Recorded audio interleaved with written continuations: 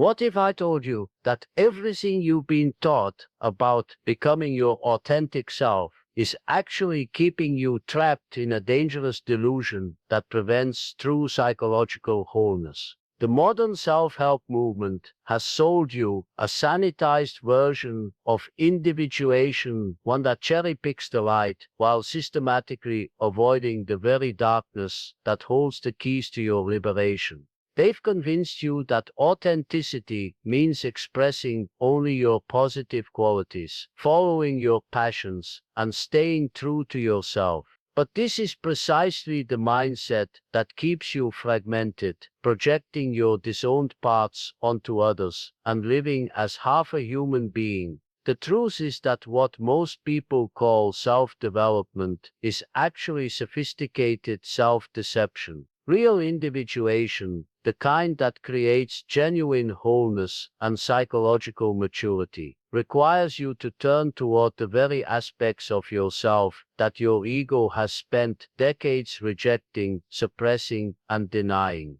This is what I call dark individuation, and it represents the most crucial psychological work you will ever undertake. Until you learn to consciously integrate your shadow, your unlived potential, your disowned aggression, your rejected desires, your primitive instincts, you will remain a prisoner of unconscious forces that control your behavior from behind the scenes. The moment you begin this descent into your own psychological underworld, everything changes. Most people don't realize they're living their entire lives as psychological refugees, constantly fleeing from aspects of themselves that they've labeled as unacceptable, dangerous, or evil. They've created an elaborate persona, a carefully curated mask that presents only their socially acceptable qualities to the world, while systematically banishing everything else into the unconscious. But here's what they miss: what you resist doesn't disappear. It goes underground and begins to control you from the shadows. You become possessed by the very qualities you've tried so hard to eliminate. The more you deny your capacity for anger, the more it leaks out as passive aggression, sudden outbursts, or chronic resentment. The more you suppress your sexual nature, the more it manifests as inappropriate attractions, compulsions, or complete disconnection from your body. The more you reject your selfish impulses, the more you become a people pleaser who unconsciously manipulates others through martyrdom and guilt. This is the paradox that keeps millions trapped in endless cycles of self-improvement that never actually improve anything. They're trying to become whole by eliminating parts of themselves, which is like trying to complete a puzzle by throwing away half the pieces. What's worse is that this fragmentation doesn't stay contained within your individual psyche. Your disowned shadow gets projected onto others, creating the very conflicts, judgments, and relationship patterns that make you miserable. You find yourself repeatedly attracted to people who embody your rejected qualities, then spend your energy trying to change them or push them away. You judge others for exhibiting the exact behaviors you've forbidden in yourself. You create enemies out of mirrors. The parts of other people that trigger you most intensely are precisely the aspects of yourself that you've relegated to your personal unconscious. This isn't metaphysical speculation, it's a psychological law as reliable as gravity. Every intense emotional reaction you have to another person's behavior is your psyche pointing toward a disowned part of yourself that needs integration.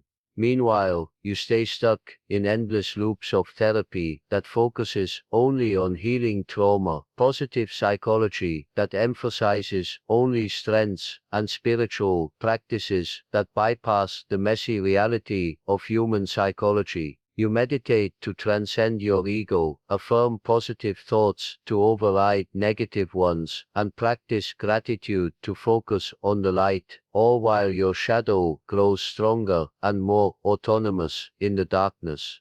You wonder why you keep repeating the same patterns, attracting the same types of people, and feeling the same underlying emptiness despite years of inner work. The answer is simple: you've been working on half of yourself while ignoring the other half that contains your greatest potential for growth, creativity, and authentic power.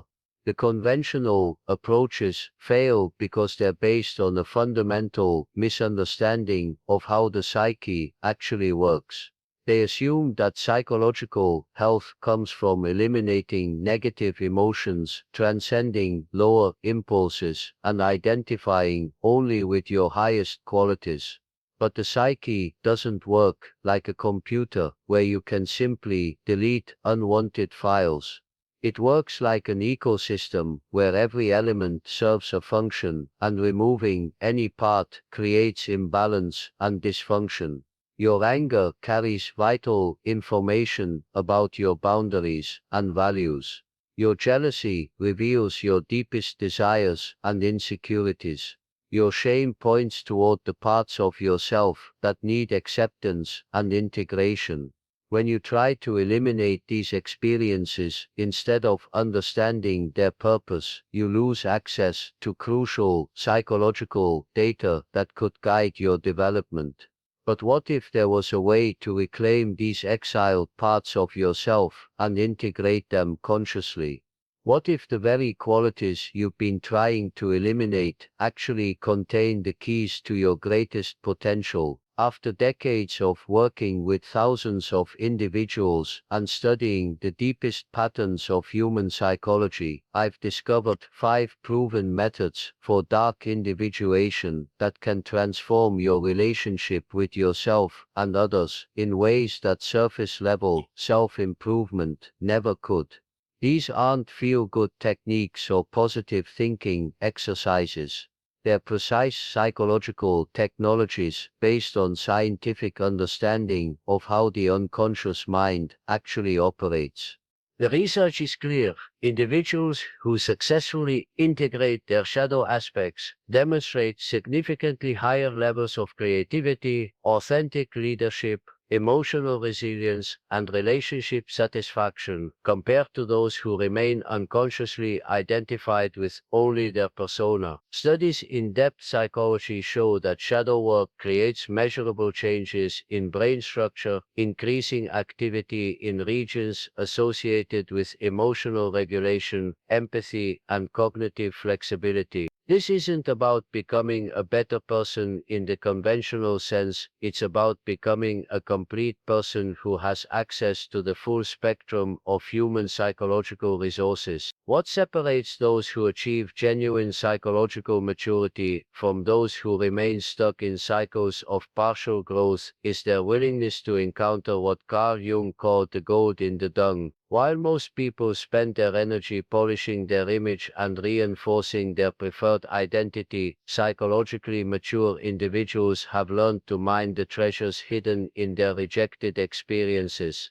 They understand that their greatest strengths often emerge from integrating their perceived weaknesses, and their most authentic gifts come from transforming their deepest wounds into wisdom. This is the path of dark individuation, and once you begin this journey, you'll never see yourself, others, or reality the same way again. You'll discover that what you thought was your true self was actually just a fragment of your total being, and that the parts of yourself you've been running from contain your greatest potential for growth, creativity, and authentic power. The 5 methods I'm about to share with you will guide you through this psychological alchemical process, showing you exactly how to turn your lead into gold. The first foundational principle you must understand is that your shadow isn't your enemy, it's your unlived potential trapped in psychological exile. Most people think of the shadow as something dark and dangerous that must be controlled or eliminated,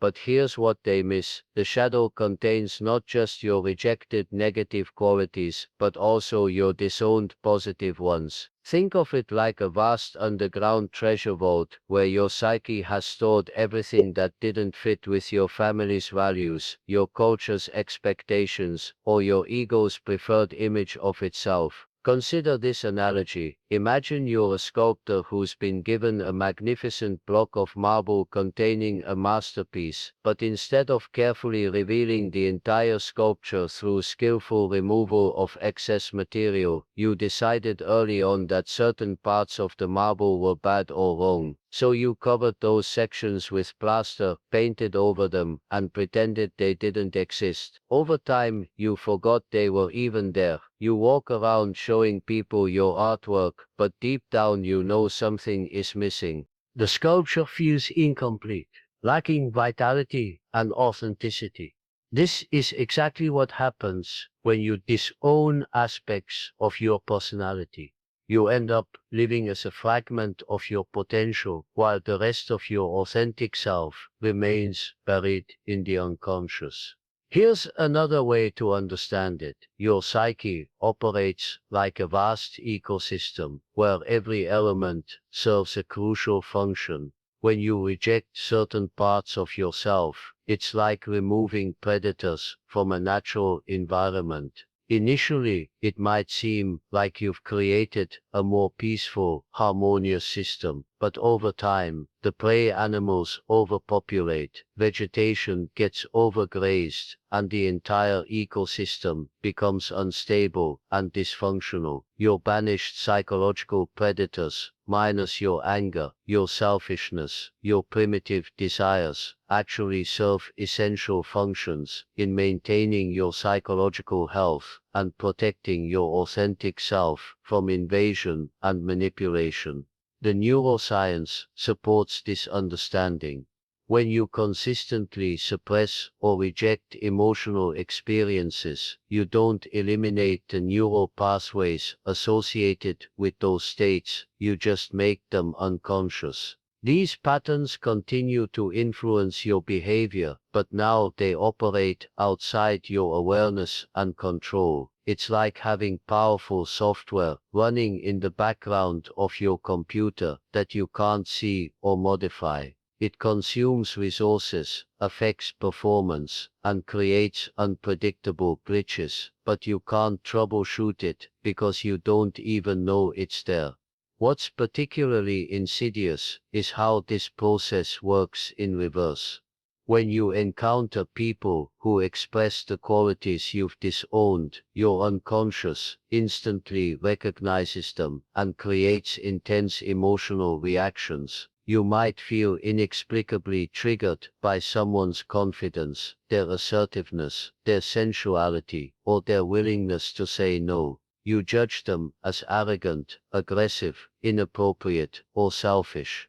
But what you're really experiencing is your psyche's recognition of your own disowned potential. The stronger your reaction, the more significant the disowned quality is to your development.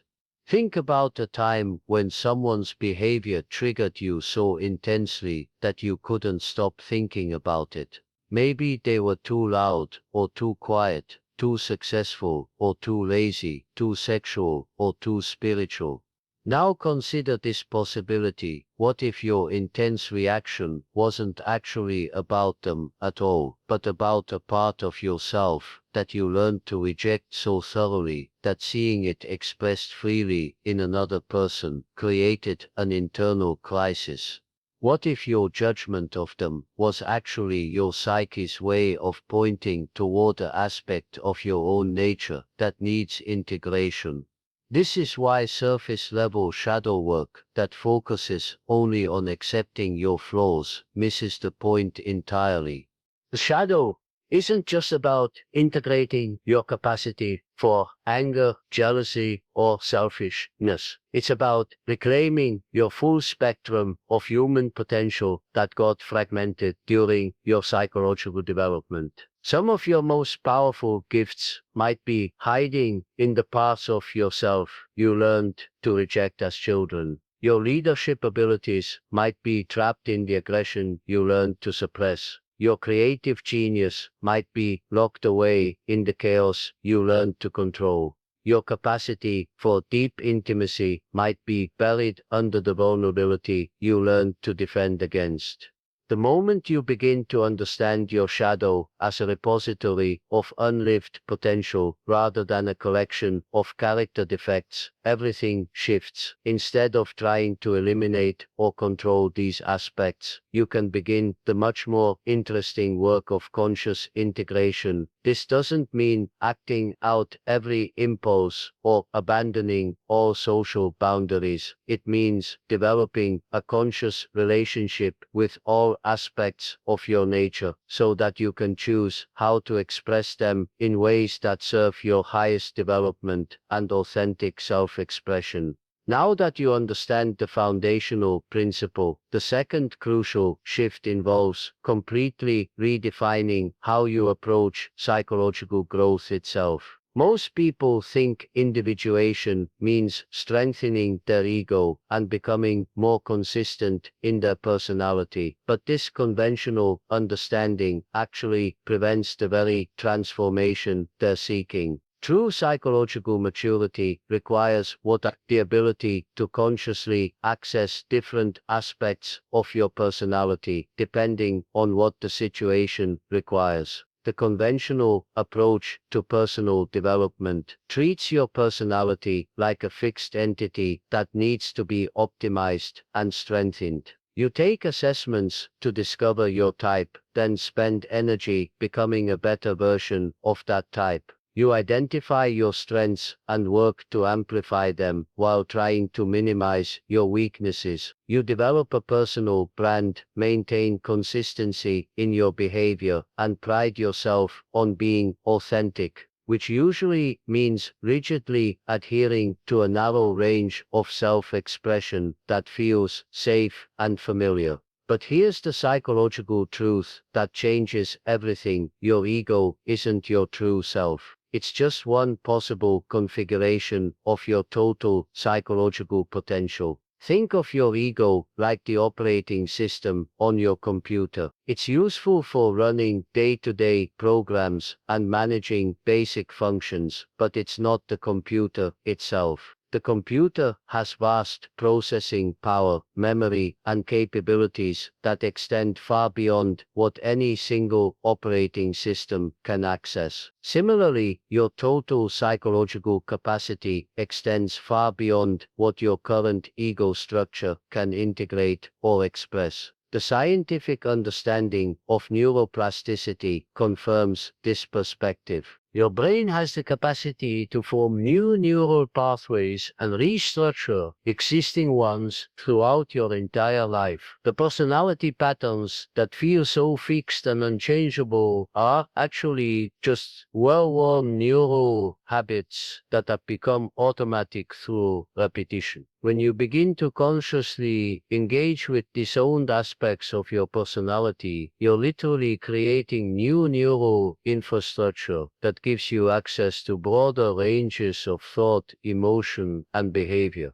This is where most people get stuck in their psychological development. They've spent so much energy constructing and defending their ego identity that the idea of expanding beyond it feels threatening. They worry that if they allow themselves to express anger, they'll become an angry person. If they embrace their sexuality, they'll become promiscuous. If they own their ambition, they'll become ruthless. But this binary thinking reveals a fundamental misunderstanding of how psychological integration actually works. Conscious shadow integration doesn't mean replacing your current personality with a different one. It means developing the capacity to consciously access different aspects of your nature when they're needed. It's like becoming fluent in multiple languages rather than being limited to only one. A truly individuated person can be compassionate when compassion serves the situation, fierce when fierceness is needed,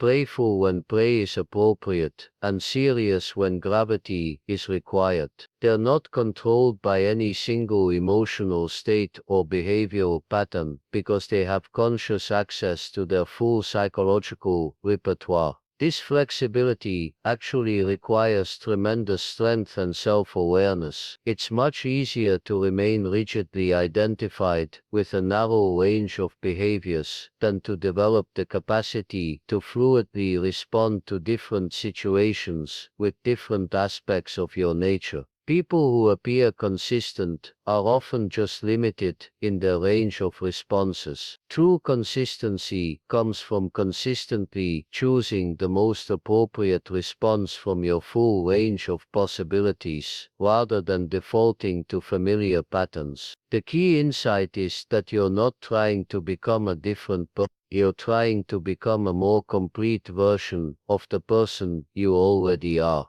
Every quality that triggers you in others, every aspect of personality that you judge or admire, every emotional state that you either crave or avoid, these all point toward facets of your own psychological potential that are waiting to be integrated.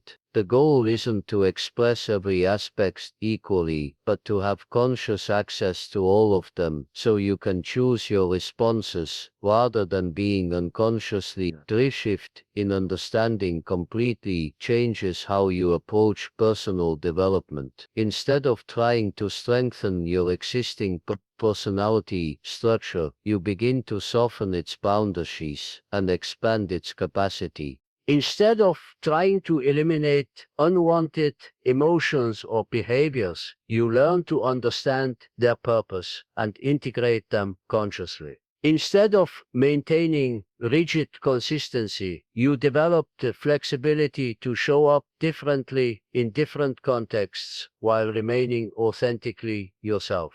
The third method involves what elite performers across all domains understand but rarely discuss publicly: the conscious cultivation of what they call useful darkness. Peak performers in business, athletics, arts, and leadership have learned to harness aspects of their personality that others reject or suppress. They understand that competitiveness, aggression, obsession, and even ruthlessness can be channeled constructively when integrated consciously, rather than denied or acted out unconsciously. The neuroscience behind this is fascinating. Brain scans of elite performers show increased activity in regions associated with emotional regulation, impulse control, and cognitive flexibility. But here's what's counterintuitive: they don't achieve this by suppressing intense emotions or drive states. They achieve it by learning to channel them precisely. Think of it like martial arts masters who don't eliminate their capacity for violence, but instead develop such exquisite control over it that they can use minimal force to maximum effect. Consider how this works in practice.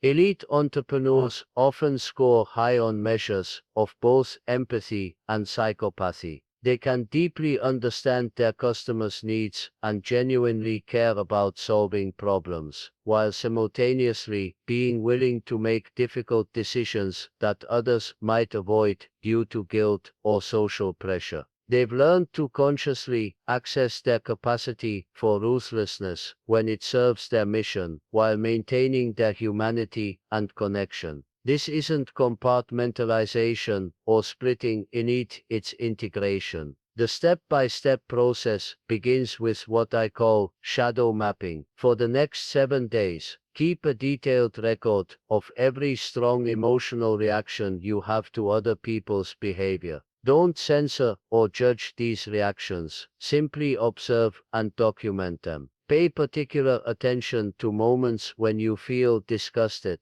envious, irritated, or inexplicably drawn to someone. These reactions are your psyche's way of pointing toward disowned aspects of your own nature. Next, practice what I call reverse assumption. For each person who triggered you, assume that they possess a quality that you need to develop rather than a quality you need to avoid. If someone's confidence triggered you as arrogance, consider that you might need to develop more confidence. If someone's emotional expression struck you as dramatic, consider that you might need to access more emotional authenticity. This isn't about adopting their exact behavior, but about identifying the essential quality beneath their expression that your development requires. The third step involves controlled experiments. Choose one disowned quality and commit to expressing it consciously in a safe, contained way for 1 week. If you've rejected assertiveness, practice saying no to one request per day. If you've suppressed playfulness, commit to one spontaneous, non-productive activity daily. If you've avoided conflict, practice expressing one disagreement or different perspective each day. The key is conscious, intentional expression rather than unconscious acting out. During these experiments, pay careful attention to the internal resistance you encounter. Your ego will generate all kinds of stories about why expressing these qualities is dangerous, inappropriate, or not you. This resistance is actually valuable information. It shows you exactly where your psychological flexibility is limited and where your growth edge lies. Most people avoid this discomfort, but elite performers lean into it because they understand that discomfort indicates expansion. The fourth step involves integration feedback loops. After each experiment, reflect on what you learned about yourself and how the quality you expressed served or didn't serve the situation. The goal isn't to judge whether expressing the quality was good or bad, but to develop conscious awareness of how different aspects of your personality affect your relationships, your effectiveness, and your sense of authenticity. This develops what psychologists call emotional granularity, the ability to distinguish between subtle differences in emotional states and their appropriate applications. The common mistake most people make is treating shadow work like confession, focusing on admitting to bad qualities rather than recognizing their potential value. True integration requires understanding that every psychological quality exists for a reason and can serve your development when expressed consciously. Your anger protects your boundaries.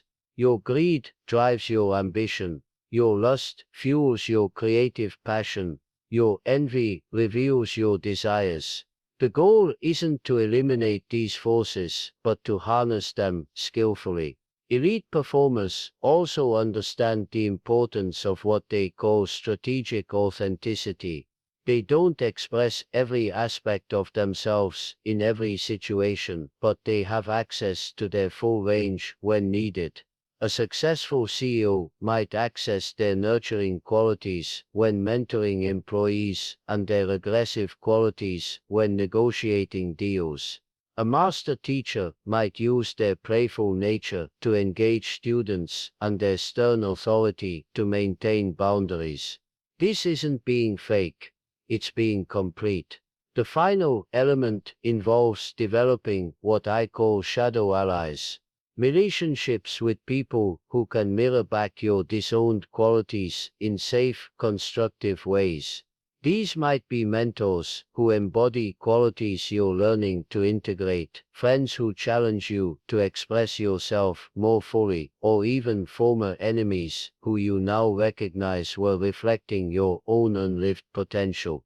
The goal is to surround yourself with people who support your expansion rather than your contraction. This brings us to the systematic approach that creates lasting transformation, what I call the dark individuation protocol. This isn't a single technique, but a comprehensive process that systematically guides you through reclaiming and integrating your disowned psychological potential. The protocol works because it addresses the unconscious resistance patterns that sabotage most attempts at profound personal change. The system operates on the principle that psychological transformation follows predictable stages, each with its own challenges and requirements. Most people fail at shadow work because they try to integrate everything at once, or they focus on surface symptoms rather than root patterns. The dark individuation protocol creates sustainable change by working with your psyche's natural rhythm of development rather than against it. Stage 1 involves shadow recognition, means developing the capacity to identify your disowned aspects without immediately judging, rejecting, or trying to change them. This requires what I call neutral observation, the ability to witness your psychological patterns with the same objectivity you might observe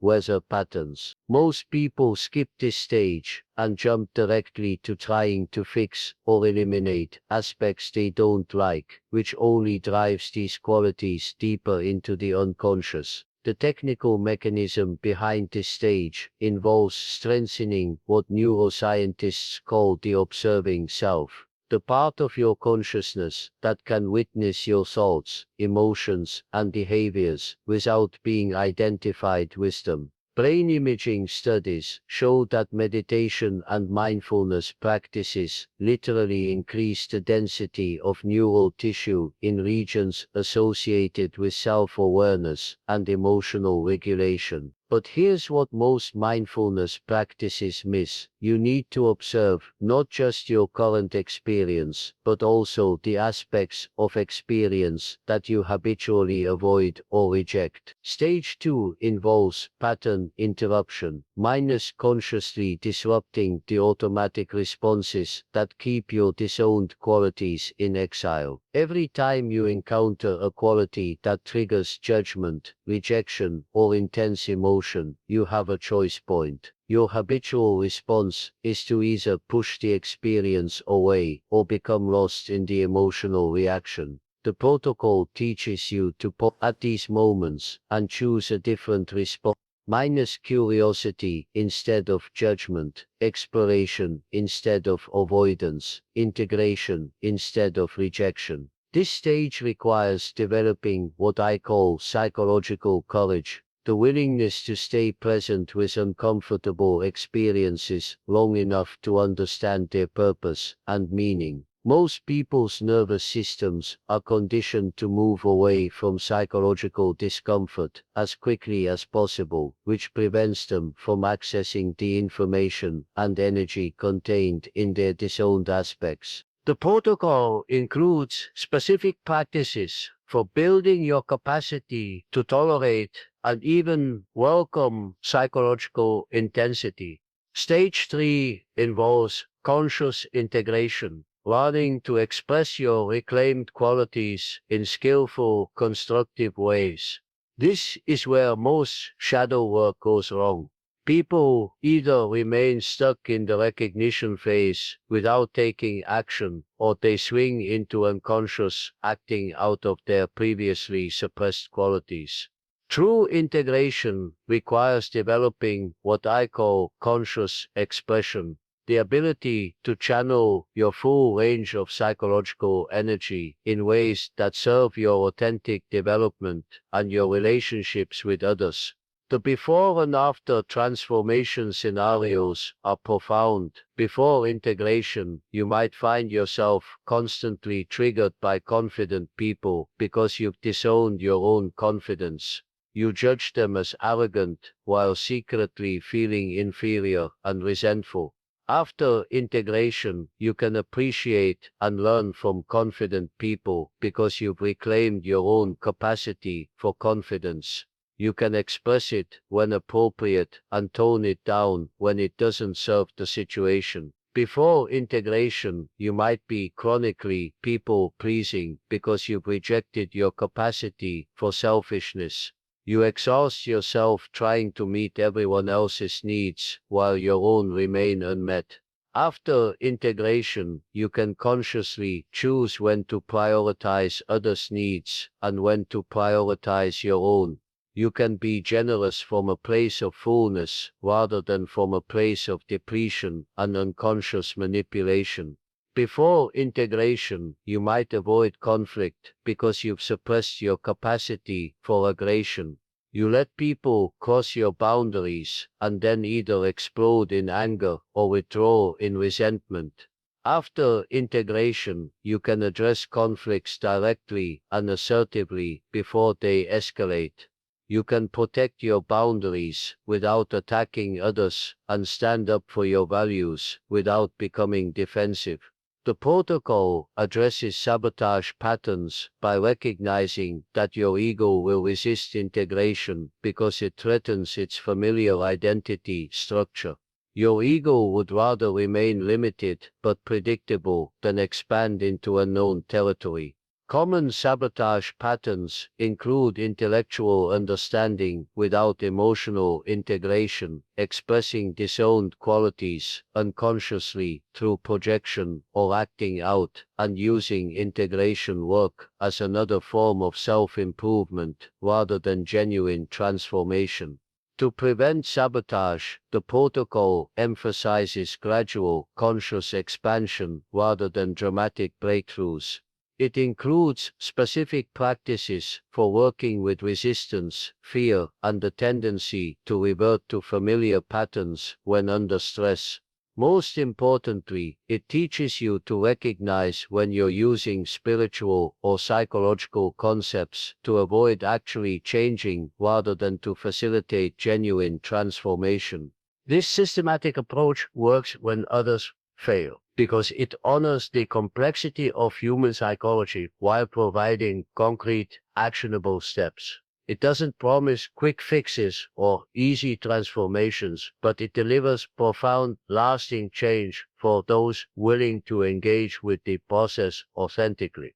The result is not just psychological healing, but psychological expansion, the development of capacities you never knew you possessed. The fifth method brings this inner work into concrete reality through what I call shadow embodiment practices. While psychological understanding is crucial, transformation only becomes complete when you learn to express your integrated qualities through physical action in the real world. Your body holds patterns of suppression and expansion that must be addressed directly for lasting change to occur. The power of physical action in psychological transformation is often underestimated, but the research is clear. Thoughts and emotions create measurable changes in your physiology, and conversely, changes in your physical expression create lasting shifts in your psychological patterns. When you've spent years suppressing certain qualities, your body literally holds the patterns of that suppression in your posture, breathing, movement, and energetic expression. Consider how this works. If you've spent your life suppressing anger, your jaw might be chronically tight, your shoulders perpetually raised, and your breathing shallow and controlled. These physical patterns don't just reflect your psychological suppression, they actively maintain it. Every time your body moves into these familiar patterns, it signals your nervous system to maintain the associated emotional and mental states. This is why purely mental approaches to shadow work often fail to create lasting change. Physical shadow embodiment practices work by consciously engaging your body in expressing the qualities you've disowned. This isn't about acting out or losing control, it's about developing conscious, skillful expression of your full range of human energy through movement, voice, breath, and presence. These practices literally rewire your nervous system to support integration rather than suppression. The first implementation option involves what I call qualities movement practice. Choose one disowned quality you're working to integrate, perhaps assertiveness, sensuality, playfulness, or intensity. Set aside 10-15 minutes daily to explore how this quality wants to move through your body. If you're integrating assertiveness, you might practice movements that are direct, purposeful, and space-claiming. If you're integrating sensuality, you might explore fluid, pleasurable, connected movements. The key is to let the quality guide the movement, rather than thinking about what the movement should look like. The second option involves voice liberation work. Many disowned qualities are trapped not just in your body, but in your voice. If you've suppressed your power, your voice might be habitually soft and tentative. If you've rejected your emotionality, your voice might be monotone and controlled. Practice consciously expressing different qualities through your voice, speaking with authority, singing with passion, laughing with abandon, or even growling with primal intensity. This work often brings up strong emotions as suppressed energy begins to move. The third implementation approach uses boundary embodiment practices. Most shadow work involves reclaiming your right to take up space, set boundaries, and express yourself fully. Practice physical movements that claim space, establish boundaries, and express your presence powerfully. This might involve martial arts forms, dance that emphasizes strong, clear movements, or simply practicing standing and walking with different energetic qualities. Historical and cultural validation for these practices exists across virtually every traditional culture. Indigenous traditions worldwide include shadow work through dance, ritual, and ceremony. Martial arts traditions understand the importance of integrating and channeling aggressive energy. Ancient Greek culture included both Apollonian order light and Dionysian chaos darkness practices for psychological wholeness. Modern therapeutic approaches like Gestalt therapy, somatic experiencing, and expressive arts therapy all recognize the crucial role of embodied expression in psychological healing and growth. The immediate engagement opportunity involves what I call the daily shadow movement. Every morning for the next week, before you check your phone or engage with the outside world, spend 5 minutes moving your body in a way that expresses a quality you've been suppressing. Don't think about it or plan it. Simply ask your body, how does my disowned quality want to move today? And follow what emerges. Notice how this practice affects your energy, your mood, and your willingness to express yourself authentically throughout the day. Another immediate practice involves shadow vocalization. Once daily, find a private space where you can make sound without disturbing others. Practice expressing emotions, qualities, or energies through your voice that you normally suppress. This might involve roaring to express power, whimpering to express vulnerability, or laughing to express joy. The goal isn't to sound good or controlled, it's to give voice to aspects of your experience that have been silenced. These physical practices create momentum because they work with your nervous system's natural tendency toward integration rather than against it. When you consciously express disowned qualities through your body, you're literally teaching your nervous system that these aspects of yourself are safe and acceptable. This creates a positive feedback loop, where psychological integration supports physical expression, which in turn supports deeper psychological integration.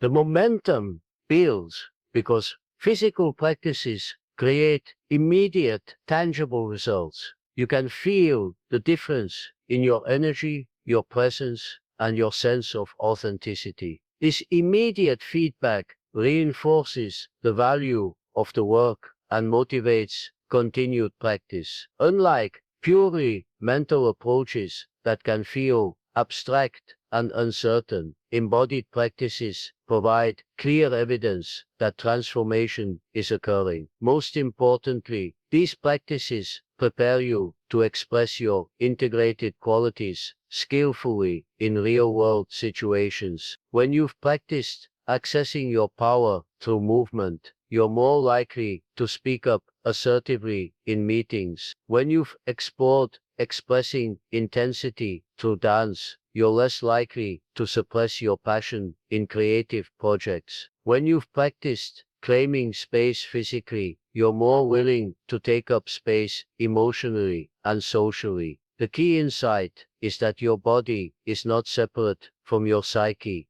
It's the vehicle through which your psychological transformation expresses itself in the world. Shadow work that remains purely mental or emotional often fails to create lasting change because it doesn't address the somatic patterns that maintain psychological fragmentation. When you engage your body as an active partner in integration, you accelerate the process and ensure that your inner work translates into authentic, powerful presence in your daily life. As you begin to embody these integrated qualities, you must also understand the psychological dynamics that will determine whether this transformation becomes a new identity or simply another phase of self-improvement you'll eventually abandon. The difference between temporary change and lasting transformation lies in how you navigate what I call the identity, dissolution, and reformation process. This isn't about becoming a better version of your current self. It's about transcending the limitations of any fixed self-concept altogether.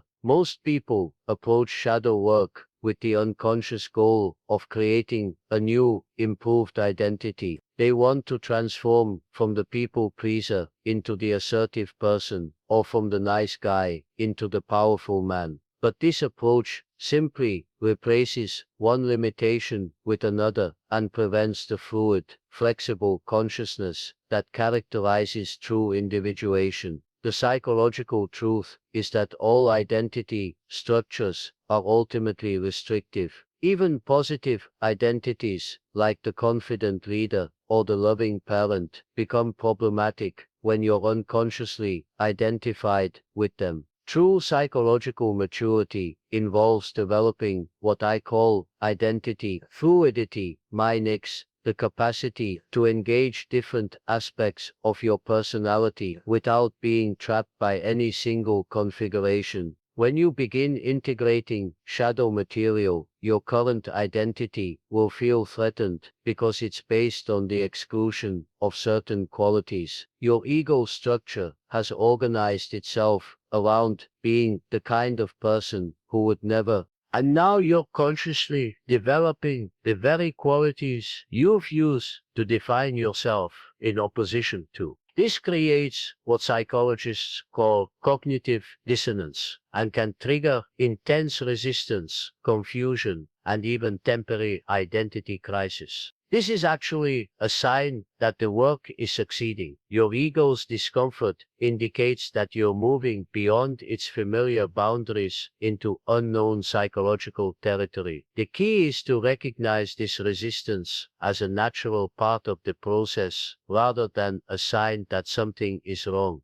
Previous attempts at change may have failed because you tried to avoid this discomfort rather than moving through it consciously. Understanding this prepares you for the temporary confusion and uncertainty that accompanies genuine transformation. There will be periods where you don't know who you are anymore, where your old identity feels false, but your new capacities haven't yet stabilized. This is the psychological equivalent of the caterpillar dissolving in the chrysalis before becoming a butterfly. The dissolution is necessary for the reformation. The language patterns that support this transformation involve speaking about yourself with what I call capacity language rather than identity language. Instead of saying, I am a confident person, say I have the capacity for confidence. Instead of, I am sensitive, say I can access deep sensitivity when it serves the situation. This subtle shift prevents you from becoming trapped in any single way of being, while acknowledging your expanding range of possibilities. Use when language instead of if language when talking about your development. Instead of if I become more assertive, say when I express my assertiveness. This presuppositional language patterns your unconscious mind to expect and prepare for change rather than to doubt and resist it. Your unconscious responds to the assumptions embedded in your language, so speaking as if transformation is inevitable helps create the neural pathways that support that transformation. Most importantly, practice what I call experimental self-concept. Instead of trying to figure out who you really are, approach yourself as an ongoing experiment in conscious living. Each day, ask yourself, what aspects of my potential want to be expressed today, rather than how can I be consistent with who I am. This experimental approach maintains the flexibility and curiosity that supports continued growth while preventing premature identity crystallization. When you need to access a quality you once rejected, you'll be able to do so consciously rather than having it emerge unconsciously. This work requires tremendous courage because it asks you to release your attachment to being good in favor of being whole. It challenges you to value psychological honesty over social acceptability and authentic expression over predictable consistency. But the reward is a kind of freedom and aliveness that's impossible to achieve through any other means, the freedom to respond to life from your full range of human potential rather than from a narrow slice of acceptable behaviors. What we've explored today brings us full circle to the fundamental truth about human consciousness. You are not your persona, your current personality, or even your highest ideals. You are the consciousness that has the capacity to embody any of these expressions when they serve your authentic development and contribution to the world. The goal of individuation isn't to become someone else, it's to become more fully who you already are beneath the layers of conditioning and limitation. Every moment you spend identified with only a fragment of your total being is a moment stolen from your authentic life. Every quality you reject in yourself becomes a force that controls you from the shadows. Every aspect of human experience that you cannot consciously access represents a limitation in your capacity to respond skillfully to life's challenges and opportunities. The 5 methods I've shared with you today aren't theoretical concepts, they're practical technologies for psychological transformation that have been validated through decades of work with thousands of individuals. The question isn't whether they work, the question is whether you have the courage to apply them consistently enough to discover their power in your own life. Your shadow aspects aren't waiting for you to become worthy of integrating them. They're waiting for you to become brave enough to acknowledge them as parts of yourself that have been seeking recognition and conscious expression your entire life. The moment you stop running from these aspects and start moving toward them with curiosity and compassion, your whole life changes. Take action on what you've learned today. Choose one quality that triggers you in others and begin exploring how it might want to express itself through you. Don't wait for permission, perfect conditions, or more information. The work begins now, with whatever you're willing to engage with in this moment. And remember, the goal isn't perfection, it's wholeness. The goal isn't to eliminate your shadow, it's to dance with it consciously. The goal isn't to become someone else, it's to become all of who you already are. Leave a comment below sharing one quality you've been rejecting in yourself that you're now willing to explore. This isn't just for my benefit, it's for yours. The moment you publicly acknowledge a disowned aspect, you begin the process of bringing it from the unconscious into conscious awareness. Your comment becomes the first step in your dark individuation journey. Your shadow has been waiting your entire life for this moment of recognition. Don't keep it waiting any longer.